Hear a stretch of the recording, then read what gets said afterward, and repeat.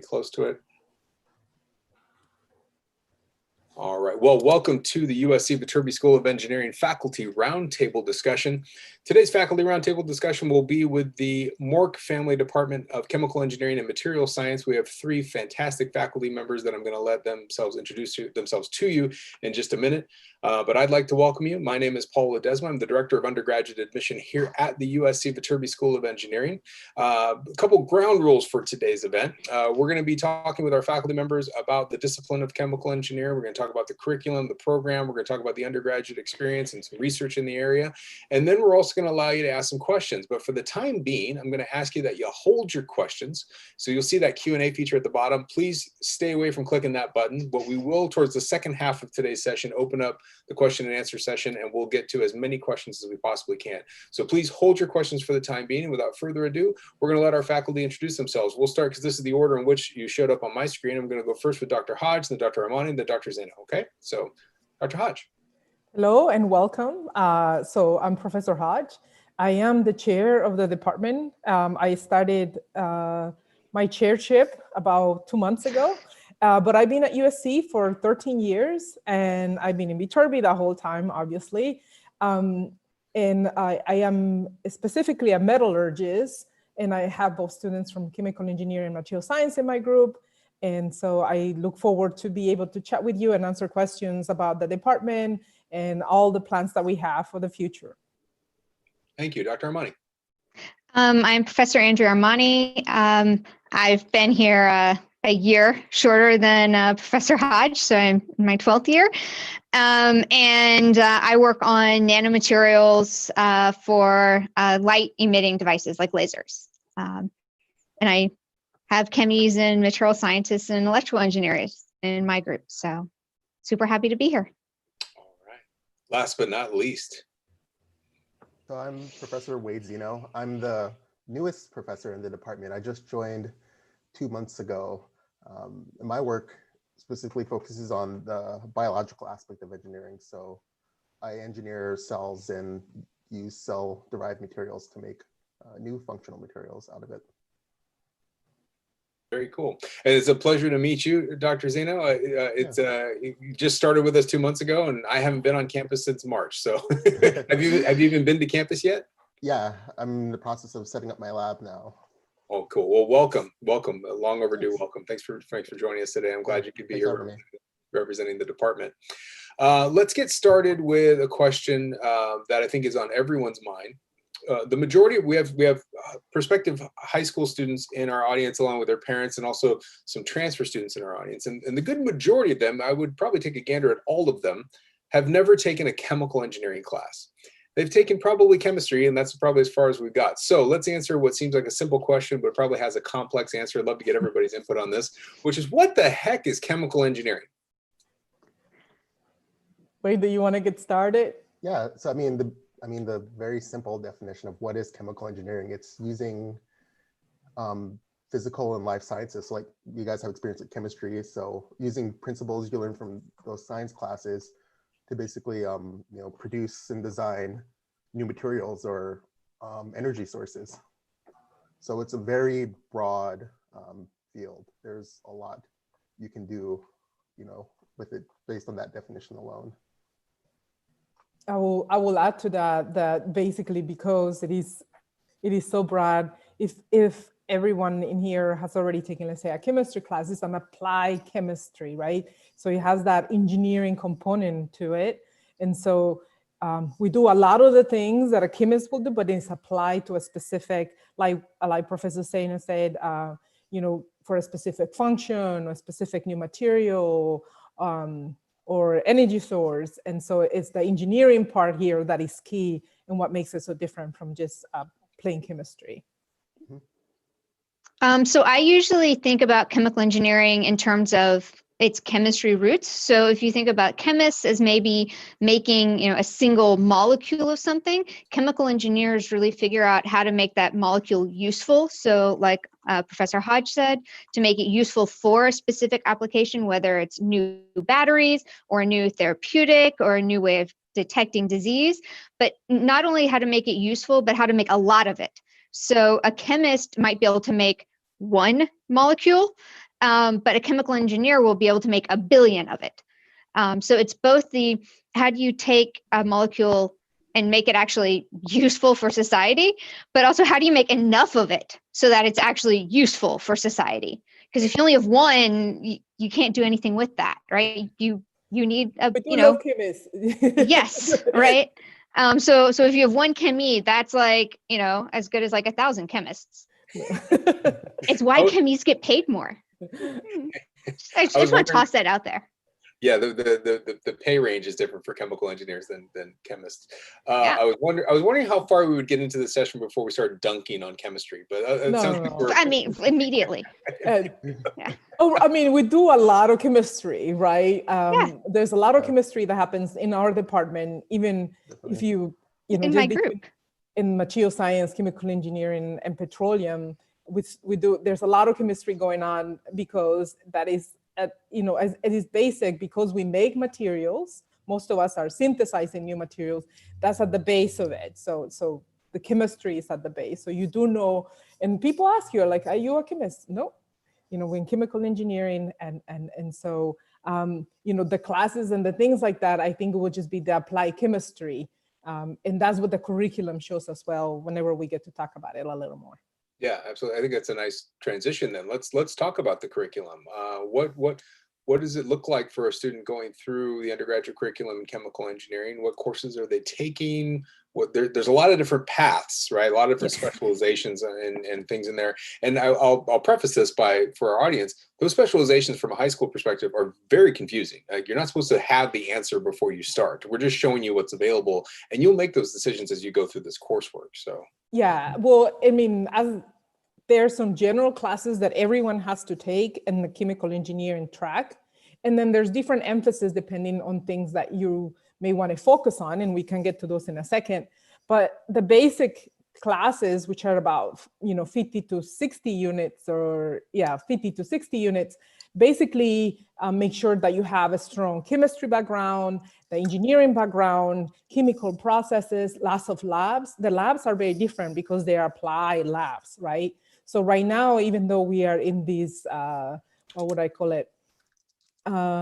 Semi-virtual mode, all the students in the chemical engineering labs, they got kits at their home so they can follow along with the labs that are happening at USC. So they do it at the same time. We shipped everything at the beginning of the semester, so they can do it from things in their house to even look at reactions, flows. So all the labs, all the students are doing at their home with the kits that we send for them to follow along. A lot of hands-on to try to and apply projects as well. And that's what makes the part of it engineering. I mean, we can go into more basic classes, but that is basically the core of it. And then we have some specializations, which vary depending on what the students want to do, whether it's environmental or biochemical or nanotechnology and petroleum. And so all it means, you still take the same core classes, but you may take 2 or 3 or 4 classes in those specializations, or you can just take all in them in the basic chemical engineering. It just depends where you're. Once you come here for the first 2 years, it looks almost exactly the same. And then it depends on what inspires you or what you decide, well, I like this better, or I like that. And so I had a student, a top student, actually, she's a 4.0 chemical engineering student that worked for me. And she's like, oh, I want to do nanotechnology specialization. And then about a year ago, she came back, she goes, actually, I changed my mind to environmental specialization. She's still a chemical engineer, and she's now working with a different group. She was in my group for about 1.5 years as a research undergrad, and now she's in another group, and that's great. That's what you're here for. Dr. Amani, you've had a lot of experience in teaching our undergraduate courses. Can you talk about some of the courses that you've taught? Yeah. So the 2 main courses I've taught are Engineering Academy, which is a first-year undergrad course, and almost all first-year undergrads take it. It's kind of a blend of introduction to engineering, what all the different engineering degree programs are, to make sure that a student coming in They actually are choosing the right major for them, just like this conversation right here. A lot of times the student will sign up for electrical engineering and realize they actually want to be a mechanical engineer, or they sign up for biomedical and realize they really want to be a chemical engineer. So we go through kind of all the different degree programs. We do a lot of project-based learning in that class. And then the other class I teach in the spring is a nanomaterials class. So it's a lab class, and it's for juniors and seniors. It's actually part of the nano emphasis that Professor Hodges' student is no longer a part of. So I'm super sad. But that, that class is a blend of chemical engineers and mechanical engineers. So it's a very interesting class to teach because you have these two students with two very different backgrounds. But they're doing labs together, so they really end up teaching each other, as well as learning the material kind of on their own. So it's a really great learning environment for them. And then I've also taught some ad hoc classes. So we taught one class with a faculty member from Keck as well as Dornsife, where the undergrads actually designed and then built microscopes from scratch, which was a lot of fun. So that was kind of in place of a capstone class for the biomedical engineering department. So there's a lot of really cool classes taught for engineering students, so they can really kind of stretch their minds and learn new things out of the textbook. You mentioned nanomaterials and nanotechnology, and these are exciting words for a lot of our students as they kind of come into the college experience and they've read about it or they've heard about it, they're interested. Can we give a little bit of an overview on what exactly is nanotechnology? Sometimes students come to me and say, I want to major in nanotechnology. And I say, well, it doesn't really work that way. So can we help shed some light as to where the applications in nanotechnology are? Yep. So I was going to say, I think Andrea and I can both speak to it. We do different aspects of it, yeah. and then we will be more in the biomedical side. Of biomedical, is that what? Yes. And so Andrea, you go ahead. Yeah, I was going to say, actually, there are some schools that do have degrees in nanotechnology. So Paul, the question isn't totally out of the realm of possibility. However, the challenge with getting a degree in nanotechnology is it's not a well-established degree, right? So if you get a degree in it, it sounds super awesome and flashy right now, but it's kind of like the red sports car. It's great right now, but 5 years from now, you're going to want the next red sports car, not the one you have today. Whereas it's your college degree, right? Like you want a college degree that's going to be good and exciting today and good and exciting 10 years from now, not just today. And nanotechnology is a super exciting field that you can get access to from pretty much every single degree in engineering. So you can get access to making new types of nanomaterials from chemical engineering. You can get access to making new types of nano devices from electrical engineering. You can program the nano devices from computer science. You can test the behavior of the nanomaterials from mechanical engineering and material science or civil engineering. So it really depends on what aspect of nanotechnology you're excited about. And that's really kind of something that gets to the class I teach the first semester, is trying to figure out like what aspect of engineering really inspires a person, right? Is it the mechanical properties? Is it the chemistry? Is it the biology and the biochemistry? And that kind of helps direct what degree program they should be in, which kind of sets the foundation for the rest of their life, right? Like what launching pad are they excited to be on? So I will add to that for in the specific phase of nano. And so this speaks to having one of the base degrees. So base degrees would be like civil, mechanical, chemical engineering, and then with different emphasis. So my group works in nano as well, but in different, we synthesize things. So we make things from the atoms up, but they actually film. So they can be thick enough for you to hold, or like satellites, mirrors for windows for space exploration. But all the reason that they behave so well is because it starts with the nanotechnology. So that's what we do. We grow things from atom by atom, but we make them large enough so they can be used for these applications. And actually, I just had 2 students that graduated. One went to Intel to make microchips, and the other one went to Airspace Corporation to make, again, these are the windows for the next space shuttle. So, but it is based on nanotechnology. So the size is, nano is pretty small. I always tell people, start with a micron. So everybody, almost everybody here will have some hair, or somebody that has some hair. So if one of your hairs is about 20 microns thick, that's 20,000 nanos. So again, if you can see it, that's not true because you can't see it with your naked eye, but you can see your hair. And so just imagine that's already 20,000 nanos. So it's quite small. And so by doing atoms by atoms, you really can then grow it and then tailor the properties and the behavior of the material.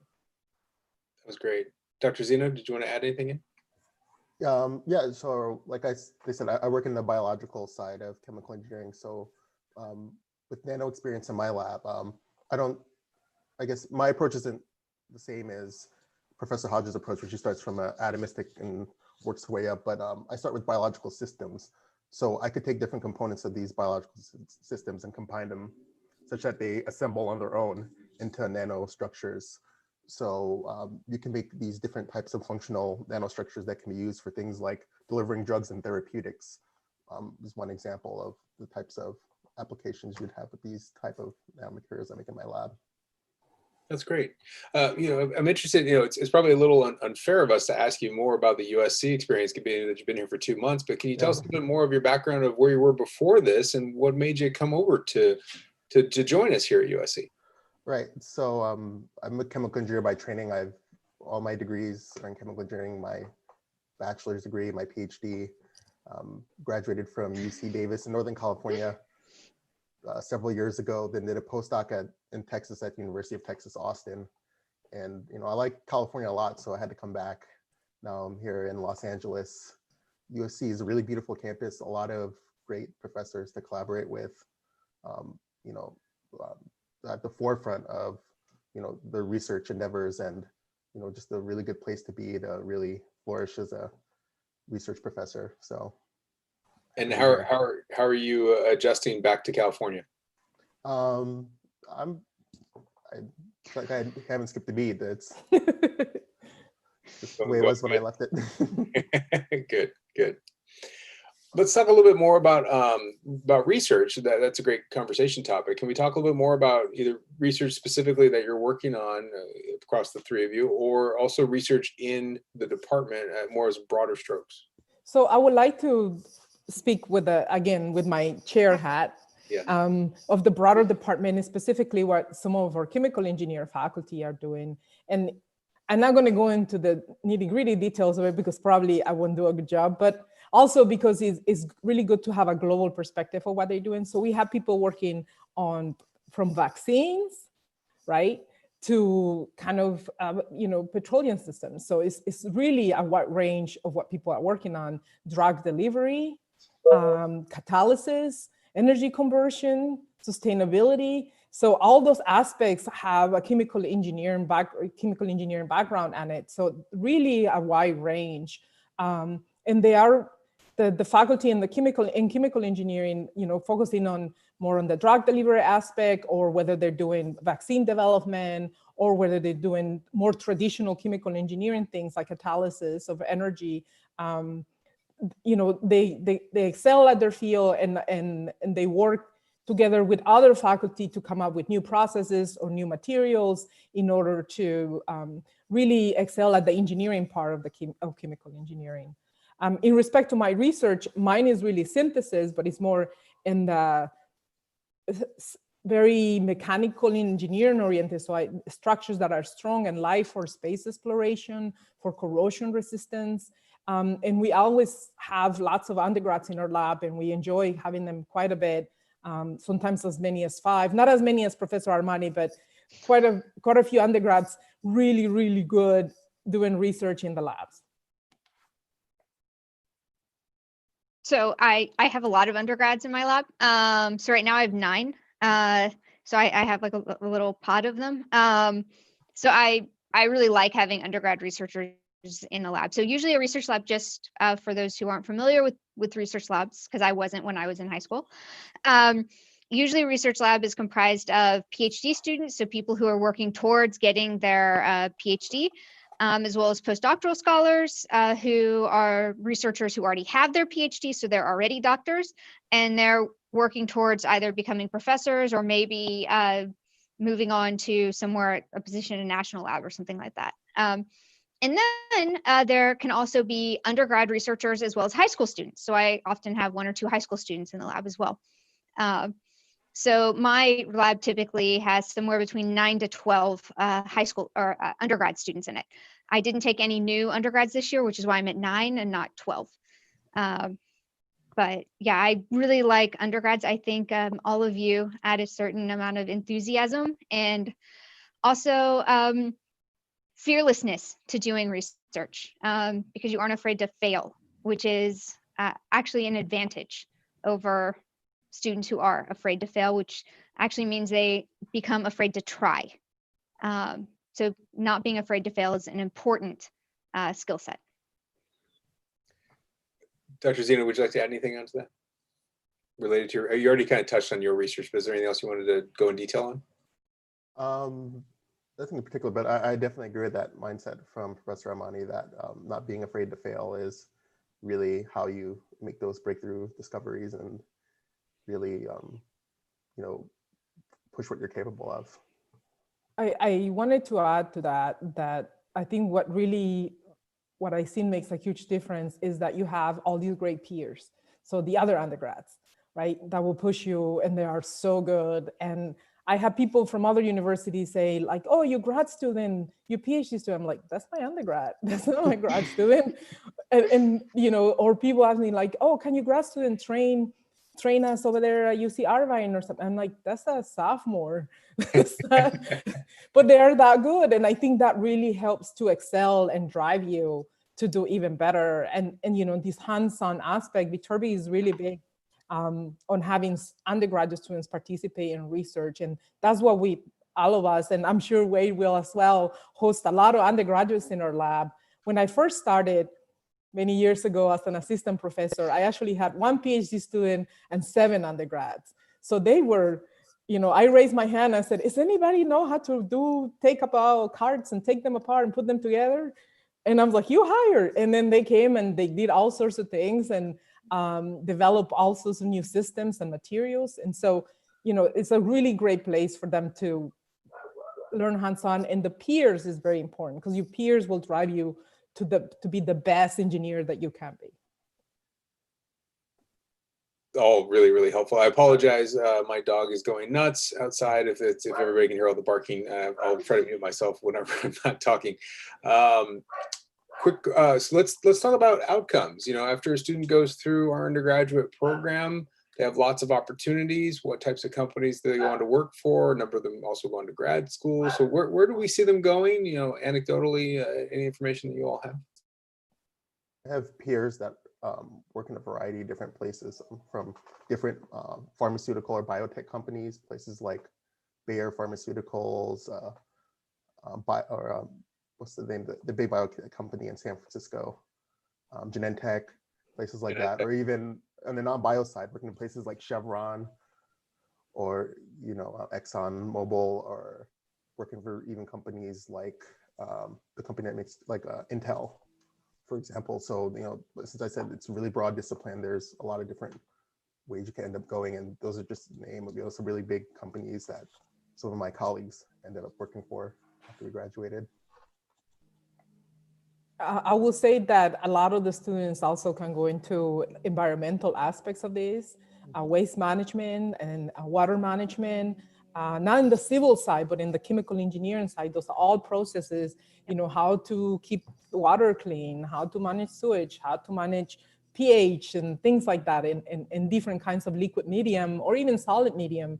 What is the next microbe that cleans water or things like that. So I've seen a lot of students go more into the environmental side or working on solar cells, things like that, and a lot of things to do with sustainability. So actually, one of my former students works for South Coast Water, doing water testing to make sure that our water is clean.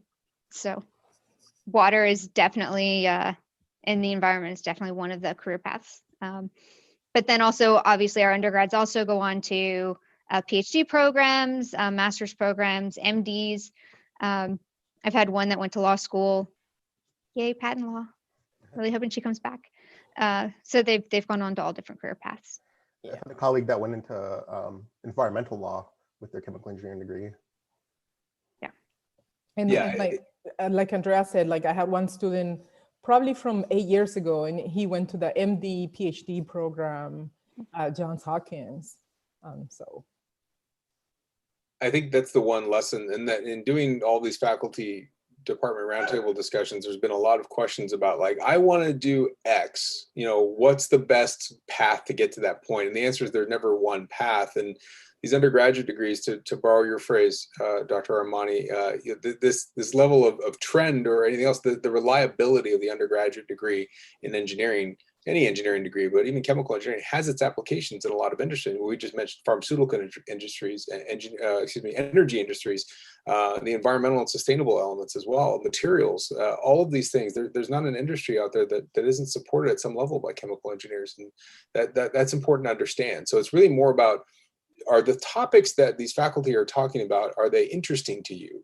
Because if they're interesting, if you're enjoying hearing about them, then you're likely going to enjoy studying and working on these projects. It's not about this end goal. So recognize there's no clear answer to those questions of end goal. Please hold your questions for just a little while longer. I got just a couple more questions for our faculty, then we're going to turn it over to our audience. The last, actually, no, I have one more question, and this is gonna be a fun question for you. This is a question. What's your favorite chemical? Well, that just proves we're talking to the chemical engineering faculty. That's their definition of a fun question. No. If you weren't a faculty member right now, if you weren't a professor, what would your younger self had really hoped you'd be doing right now professionally? Like what age? Well, now I want to hear the answers. What are the answers for 6, 8, 12? Like, does that, you have different answers? Yeah.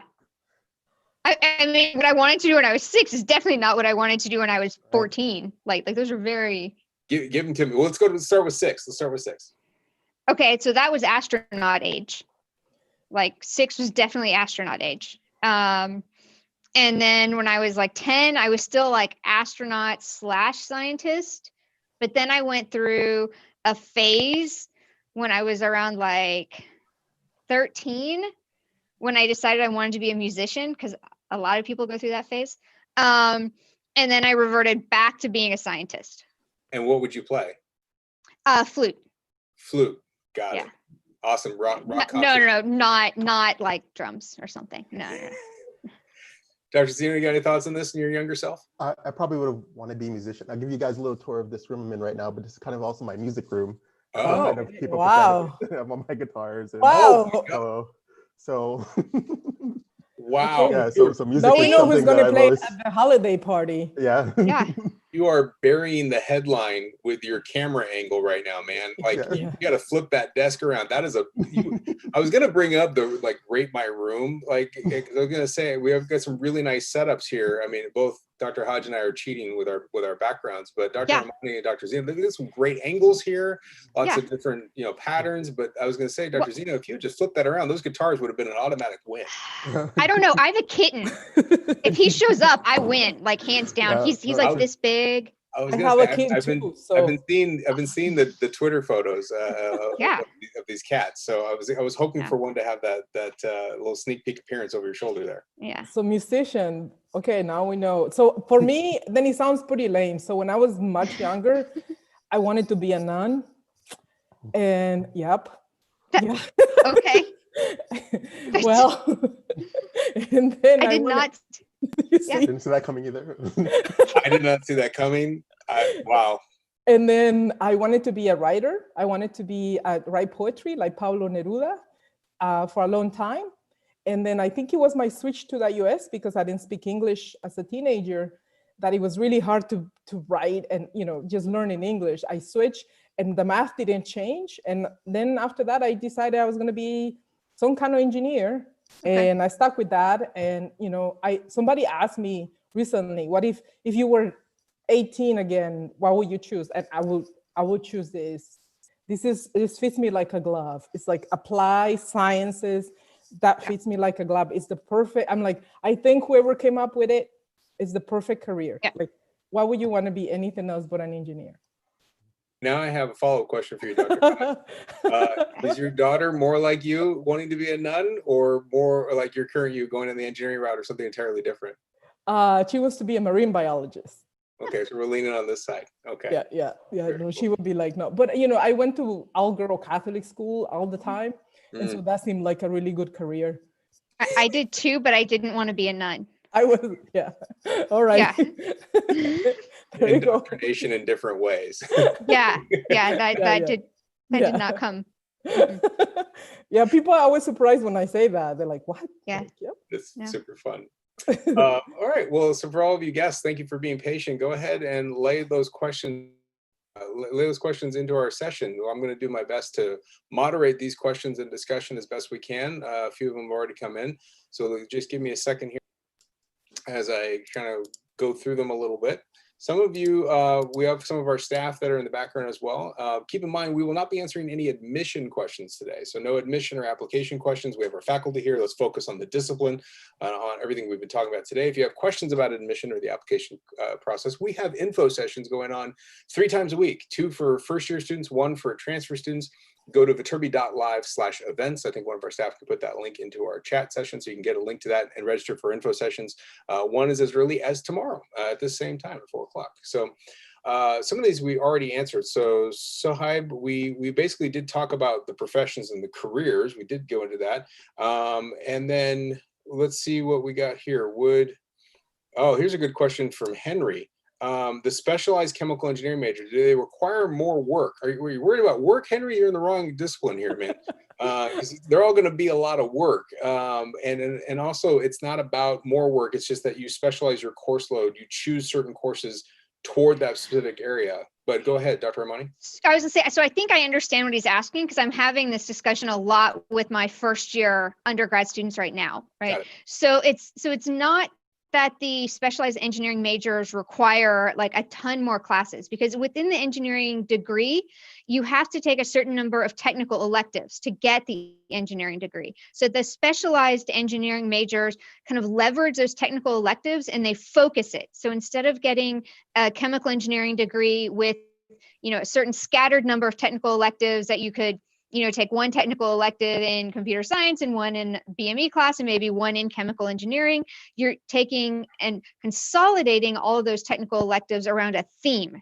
And then maybe you have one additional in order to complete that special emphasis. So it isn't as though you need to take all of your chemical engineering classes and then a whole nother set of technical electives. It's really leveraging your degree requirements in order to have more of a focused chemical engineering degree around an emphasis than it is getting a totally different degree. Yeah. And yes, people do double major and get an emphasis, because I counseled an undergrad through that this morning on how they're going to work out their course schedule. So that was a very good answer by Professor Armani. And so the number of units does not change. It is really those electives that you have to take anyway. They will give you a group that you can take to emphasize a specific area, or you can just scatter them. And then, because maybe you're interested in a lot of things, it's still fine because your core base of chemical engineering classes are the same. That's great. I want to add on to that where it says, can I double major? And this is what I tend to see in these questions. The reason that you might be asking that, Henry, is because you're thinking, well, I can't choose, so I'm going to double major in both of these specializations, and you won't. And you won't do that. This is something that you'll discover as you go through our courses. You're going to start to lean into some and lean away from others. So this process of going through your undergraduate engineering program and where you're going to end up with your undergraduate degree, it's an experiential process. It's not something you plot out ahead of time. And what's weird about that is that most prospective engineering students think that you can plot out everything ahead of time. And this process of going through coursework and kind of what you're going to like and what you dislike, that's going to happen, and you're going to enjoy this. And also, your undergraduate degree is not your terminal degree. That's the beginning of your educational path that will continue to evolve through experiential processes. So pick an area to start. That's all we're talking about. Pick an area to start, and all of the chemical engineering areas start with the same introduction to chemical engineering class that kind of walks you through these processes. And we're going to be with you to help you. Okay. But I mean, keep in mind, like a lot of people do double major. So I wouldn't say like he's definitely not going to double major. No, Like, I meant he's not going to Yeah. double. No, I meant he's not going to double major. I'm not going to double major in chemical engineering, nanotechnology, and chemical engineering polymers No. materials. yeah. That's what I meant, because that's Yeah. usually what the question I get. It's like, oh, can I double major between these?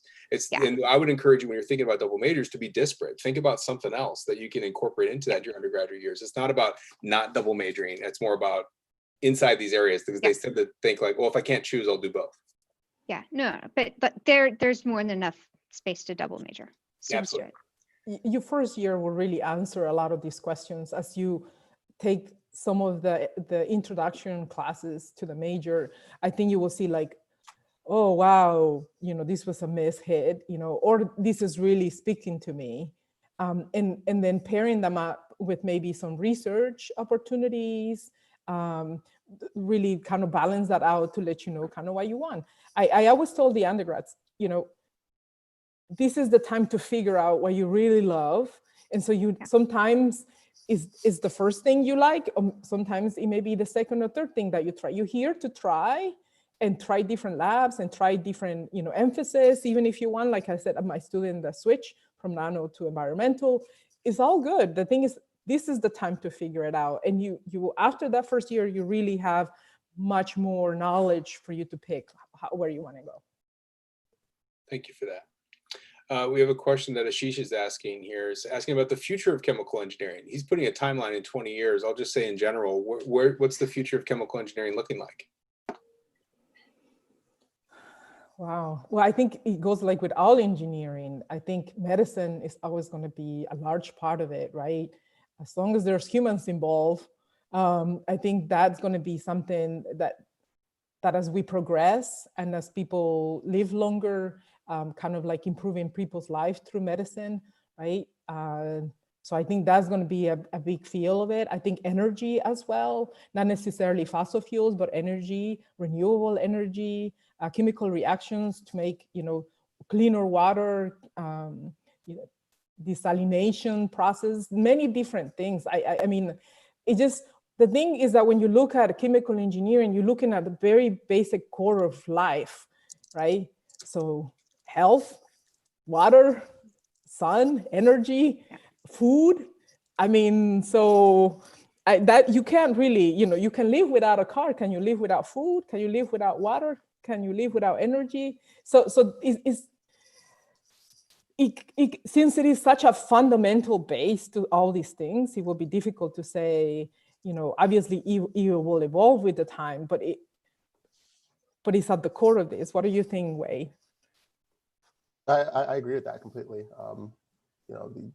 Very fundamental in terms of all these different applications. I was gonna, I guess, weigh in on the biological engineering aspect. Like that wasn't, I guess, traditionally a part of engineering or chemical engineering many years ago, and it's only since in the last 10, 20 years or so it became a really big part of chemical engineering, and that's on the upward trajectory and probably gonna become a really big part of chemical engineering 20 years from now. Like we said, specifically with medicine and therapeutic research.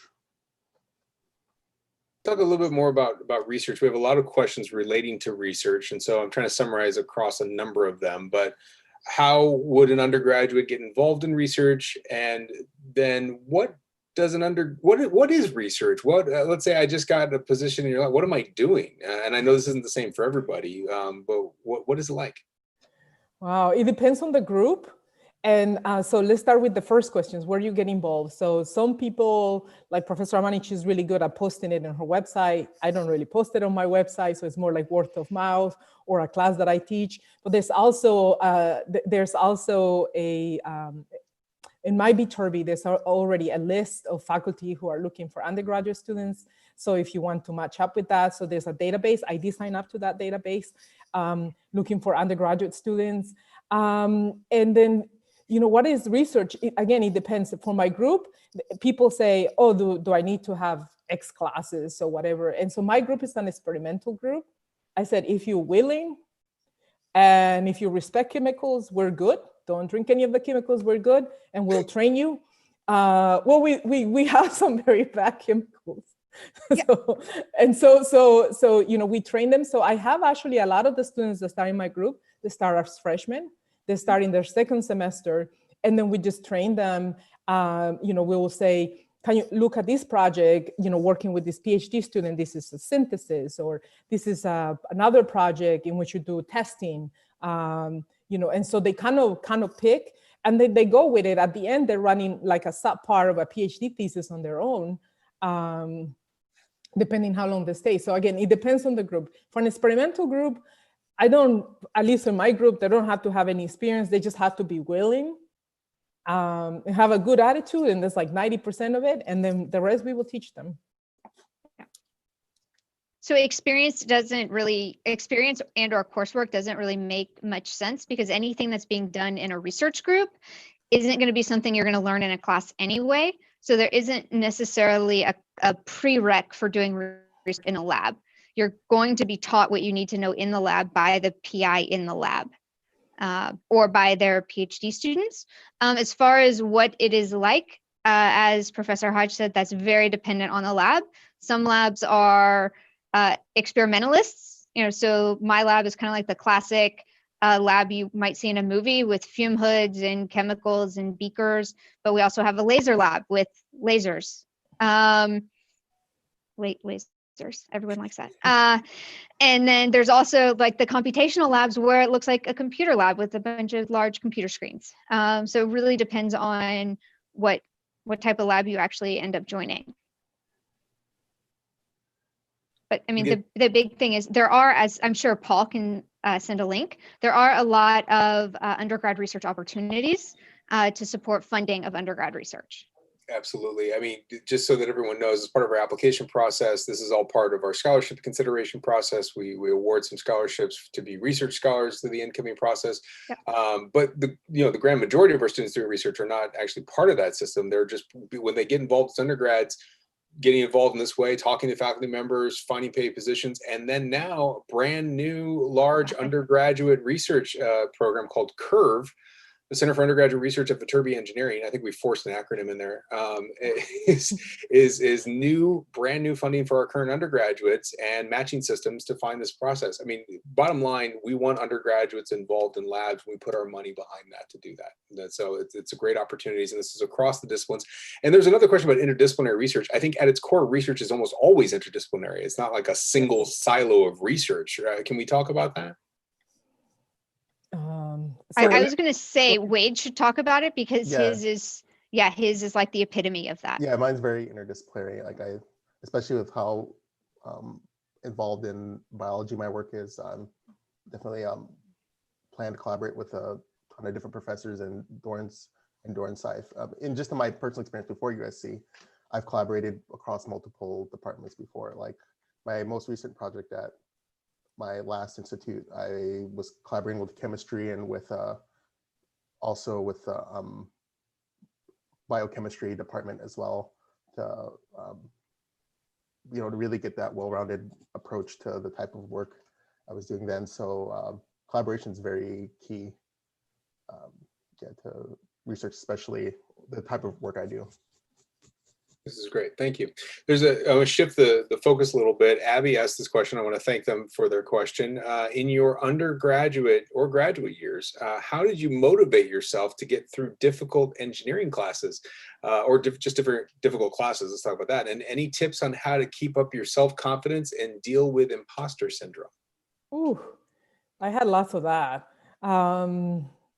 Well, actually, I didn't have imposter syndrome to graduate school. In the undergraduate, I was still learning English, so I kind of didn't really notice that it was happening. I think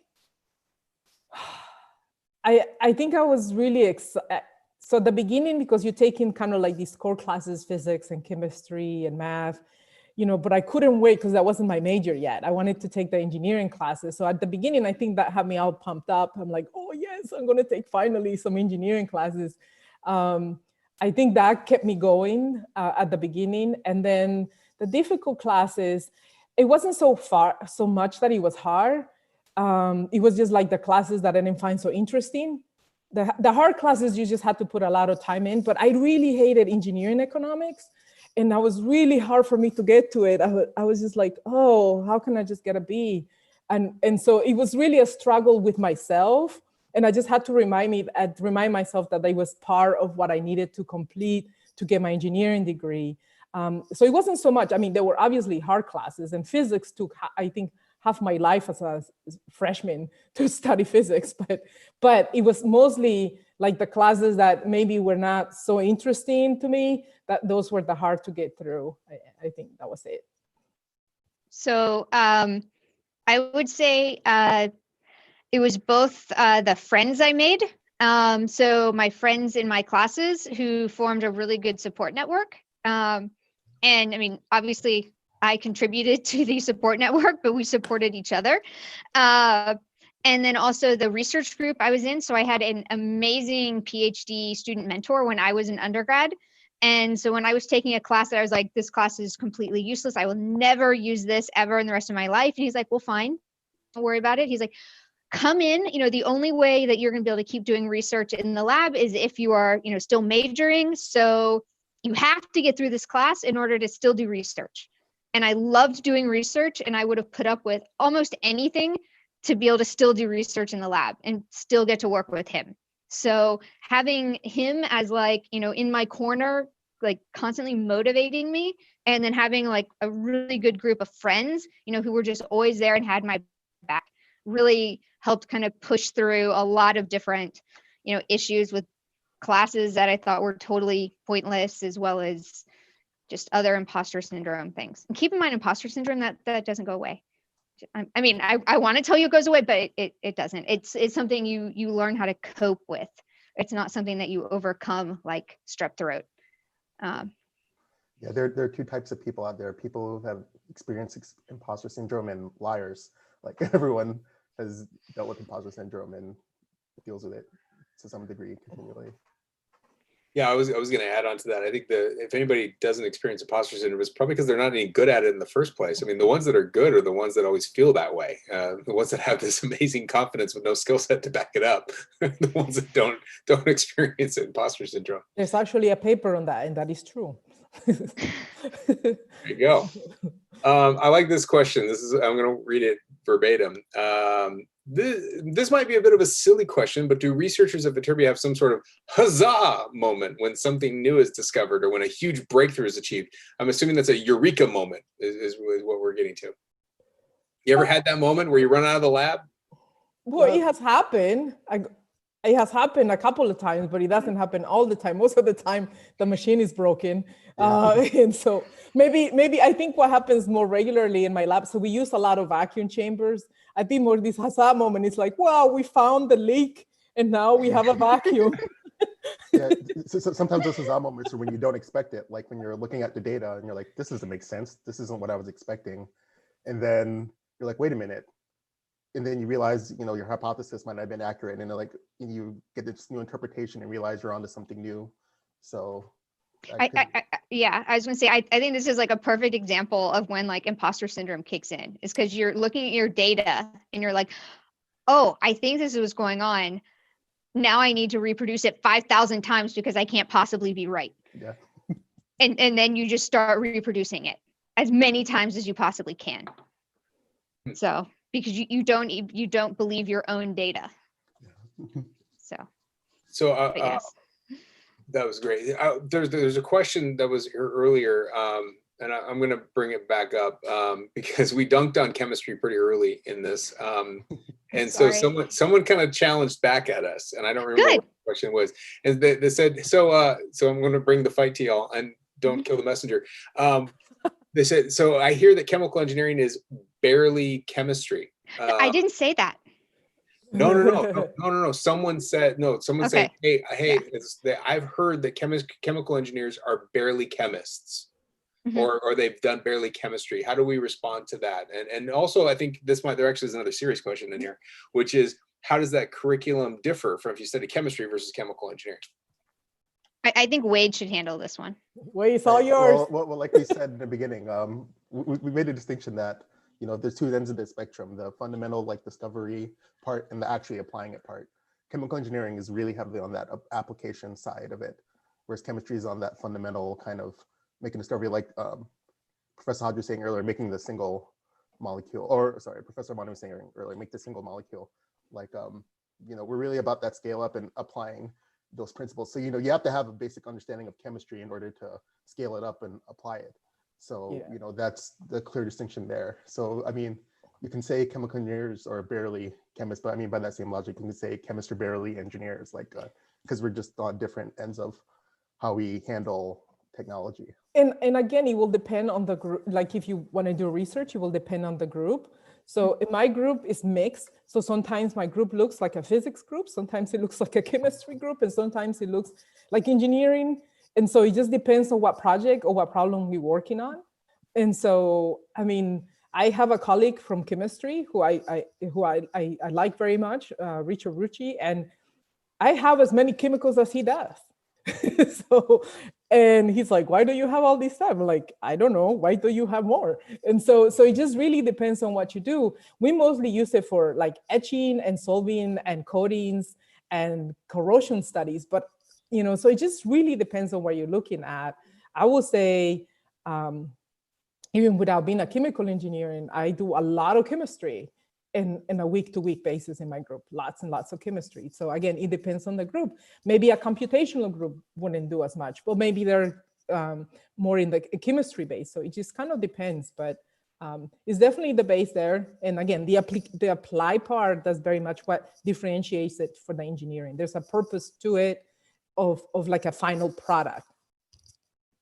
Yeah, from a curricular standpoint, I think it's important to note that a chemical engineer takes almost all the same classes that a chemistry major is going to take. I mean, chemistry, analytical chemistry, physical chemistry, organic chemistry, and then all the same math, if not more math. And then there's the application, which is what you were all talking about. And that reminds me of the von Karman quote that our dean likes to mention all the time. The difference between, I'm butchering it and paraphrasing here, but the difference between science and engineering is science is about discovery and engineering is about creating that which hasn't been invented yet.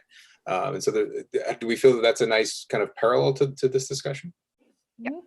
And I wanted to follow up. So basically the main differences between a chemistry and chemical engineering is chemistry, they take 2 semesters of organic chemistry and chemical engineering. The second semester of organic chemistry is optional. It can satisfy technical elective if you want to take it. In chemical engineering, you don't have to take inorganic chemistry. Inorganic chemistry is synthesis of inorganic materials. I'm sure a lot of Andrea Hodges students have taken inorganic chemistry based on the type of chemistry she does in her group. Usually you'll take physical chemistry, which is basically quantum mechanics in both. You take analytical chemistry in both. You take general chemistry in both. So they have very similar curriculum. The difference, you take thermodynamics in the chemistry department if you're a chemist, you take thermodynamics in the chemical engineering department if you're a chemical engineer. They have, obviously it's thermodynamics, you're going to learn the same equations. There aren't special equations because it's math. But in the chemistry department, you focus mainly on the application of the math to gases. Whereas in the chemical engineering department, you focus on the application of the equations to things like engines. So why does an engine work? So it's slightly different applications of the same equations. That's a big picture rundown. I double majored in chemistry, so I'm fluent in that curriculum. Yeah, when I was, obviously I didn't go to undergrad here at USC, but back when I was undergrad, I was 2 classes shy of having a double major in chemistry, and I was wondering how common is that here at USC for undergrad curriculum?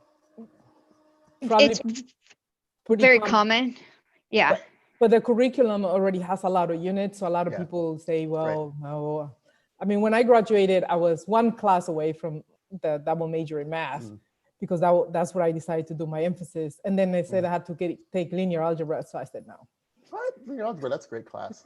I hate linear algebra. I like linear algebra. I thought it was the best math class. I love calculus and calculus and differential equations and complex analysis, but linear algebra, nope, thank you. I have a feeling Paul's about to try to rein us back in to answer questions. I'm sorry, Paul. No, when we get deep on math questions and upper division math courses, this is where it gets really exciting. So, Yeah, Yes, we're I all know. very passionate about our favorite math class. Yes. I love it. I love it. I have one final question for you, because I do want to be respectful of your time and start wrapping up here. And that is, what differentiates the chemical engineering program at the USC Viterbi School of Engineering from other great programs that our students are thinking about and applying to? Well, Chair. I will start as again with my chair hat. Well, the fact is that we are a department with three big emphasis. So it's chemical engineering, material science, and petroleum. So that really gives you the opportunity to have this hands-on research experience with faculty in that department that may not necessarily be in just a chemical engineering department. I also think there is a wide range of applications that the faculty is looking at. And now with this, the new Center for MCB, what is it, Michelson Center for Convergent biosciences. Convergent bioscience, and then the closeness to KEG, the hospitals at USC, and the like it really gives you an opportunity to have a very hands-on, deep understanding of what the field means before you graduate. So I would add on to that. When I was looking, so when I was in Wade's shoes, 12 years ago, and I was looking at schools, one of the key deciding factors that really drove me to USC is the fact that the School of Engineering is really like its own mini school. So it's very close and tight knit, but it's located in this much larger ecosystem. So when you look at USC from like 30,000 feet, it actually has all of these other schools. So there's a dentistry school and a cinema school and a communication school and a fabulous business school. And as an undergrad, you can take classes in all of these other schools.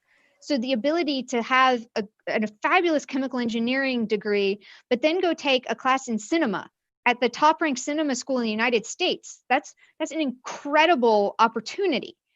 So that I would say, yes, our chemical engineering department is amazing, but then the ability to go take a cinema class, that just kind of takes your undergrad experience to like the next level. And as a faculty member, I have access to those faculty as collaborators, and it takes my ability to run a research program to the next level. So all of us end up just working together to have this really rich learning environment. So that's why I love USC. It's been amazing. Dr. Zeno, any other thoughts? I agree with Professor Armani's statement there. Like, that's one of the things that really attracted me to USC when I first got here, just the physical layout of the campus, and said how all the engineering buildings, like you have the whole engineering quad there, and all the buildings just so close knit and really easy to collaborate and deal with all the departments. I will finish that with, one of the main reasons I came to USC was because of the students. And so the students for me would be my students, but it would be your peers. And it was just, my first student at USC was a Rhodes Scholar. So it was a really high note, because there's the only USC student that I knew from before that I recruited to work in my group. And I knew him from before working for me at Lawrence Livermore National Lab. And so the students have been amazing. And so those are the kind of colleagues and peers that you will have, and very driven and with lots of different interests and many different clubs and many different things. So I would say that, and I can say my best friend is a faculty at MIT. I said, it's like the MIT students, but with a real life. And so they have all these other, all these other aspects to them. And so you grow not only as an engineer, but you also grow as a person, because you're exposed to so much, again, given what the campus has to offer and everything going on. And so that to me was one of the main reasons I came to USC. I'll add a summary point onto that as we wrap up. It's one of my favorite things to hear a chemical engineer say. I just got out of my thermodynamics class, but I'm going over to my stand-up comedy course next. I don't think you hear that at any other university. And my last point on that is, I don't think at any other chemical engineering department or any other university would we get these three faculty members to take time out of their day to come speak to prospective students like yourself It is a pleasure. I want to thank you all for spending this hour with us. Dr. Hodge, Dr. Armani, Dr. Zeno, thank you very much for spending time with us. And for all of our guests that are out there, thank you for joining us for today's session. We got through as many questions as we could. If you have other questions, please join us at one of our admission information sessions, viterbi.live/events. And remember that the application is live right now for all of you that are seniors in high school to apply by December 1st for merit scholarship consideration. If you're a transfer student, get your application in by February 1st. More information is on our website at viterbiadmission.usc.edu. So with that, thank you all very much. Have a great evening. Fight on. Thank you. Bye.